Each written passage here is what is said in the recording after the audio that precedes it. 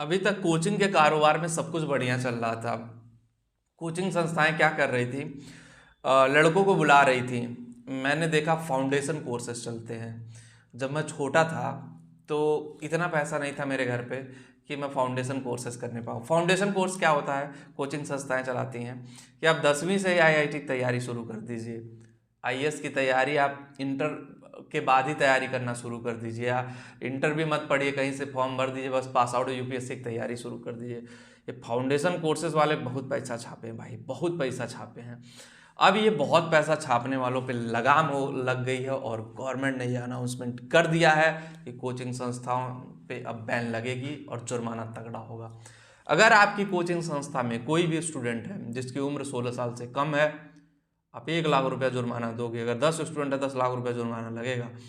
तो ऐसे में कोचिंग संस्थाओं के लिए एक टफ माहौल हो गया।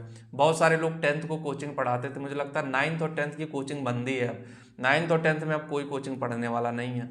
11th और 12th में भी इवन दो बंद हो जाए, क्योंकि एक एवरेज देखा जाए तो 5 साल का होता है बच्चा, तो बंदा निकल रहा है। 5 साल का जब बच्चा होता है तो एडमिशन लेता है, 15 साल की उम्र में वो 10th पास आउट होता है, और 16 साल की उम्र में वो 11th में जाता है। तो वो 11th या 12th में मोस्ट प्रोबेबली कोचिंग कर सकता है। लेकिन अगर आपकी उम्र कम है तो ऐसे में आपके लिए बड़ी समस्या हो जाएगी।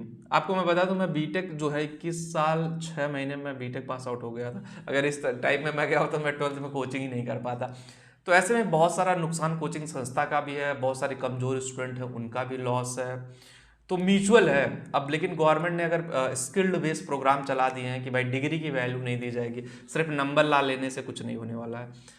तो ऐसे में बहुत सारे क्वेश्चन मार्क उठते हैं कि क्या कोचिंग संस्थाओं के बिजनेस ठप होंगे, क्या इंडिया में जो एक कोचिंग मंडी बनी हुई है उसमें चीज़ें वो होगी। अच्छा, कुछ लोग एक और कर रहे हैं कि भाई 16 साल से कम उम्र में घर बैठ के ऑनलाइन पढ़ेगा, नहीं बताएगा।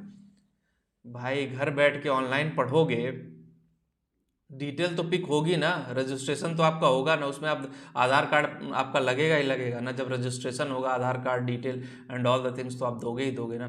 हाँ, एक चीज़ है, अपने मम्मी पापा को दे करके पढ़ लो तो फिर अलग बात है। लेकिन हाँ, ऑनलाइन पढ़ने में मेरे हिसाब से कोई इशू नहीं होना चाहिए। बस ये कोचिंग संस्था के ऑफलाइन की बात की गई, भाई आपकी संस्था में कितने लोग पढ़ने आते हैं और संस्था में कितने लोग जाते हैं। तो ऐसे में काफ़ी मुश्किलों का सामना करना पड़ेगा कोचिंग संस्थाओं को, काफ़ी दिक्कतें होंगी, क्योंकि बहुत सारे फाउंडेशन बैच चलते हैं जो ये 10th क्लास से ही चलते हैं, और 9th क्लास से चलते हैं, 10th क्लास से चलते हैं। आईआईटी जेईई के लिए सबसे ज़्यादा जो स्टूडेंट एक्चुअली जो सुसाइड कर रहे थे, चीज़ें कॉम्प्लिकेटेड हो रही थी, आईआईटी जेईई में काफ़ी हो रही थी। इंजीनियरिंग और मेडिकल दो सेक्टर में सबसे ज़्यादा प्रॉब्लम हो रही थी। इन्हीं दोनों सेक्टरों को ध्यान में रख करके ये एक्शन लिया गया है कि भाई जो एग्ज़ाम पैटर्न है वो बदला गया, चीज़ें थोड़ी सी आसान की गई। जो स्ट्रेस वाली लाइफ है, स्ट्रेस थोड़ा सा कम दिया गया कि भाई आराम से ज़िंदगी आप जियो, आराम से जाओ, आराम से चीज़ें आपके लिए हो, ज़्यादा टेंशन लेने की जरूरत। तो वो सारी चीज़ें समझने की ज़रूरत है, फिर उस पर वर्क करने की ज़रूरत है। जब आप ये सारी चीज़ें समझोगे, उस पर वर्क करोगे, तो चीज़ें आपके लिए धीरे धीरे ऑब्वियसली आगे जाएंगी और कोई दिक्कत नहीं होने वाली है। ठीक है, वीडियो में इतना ही होगा। इस वीडियो आपको पसंद आई होगी, जो लोग टेलीग्राम पे हो वहाँ पे भी जाके ज्वाइन करो, और जिनको भी करियर काउंसलिंग चाहिए और लिंक डिस्क्रिप्शन में दिया गया, एक बार जा करके ज़रूर देखिए। मिलते हैं आपसे नेक्स्ट वीडियो में। Thank you.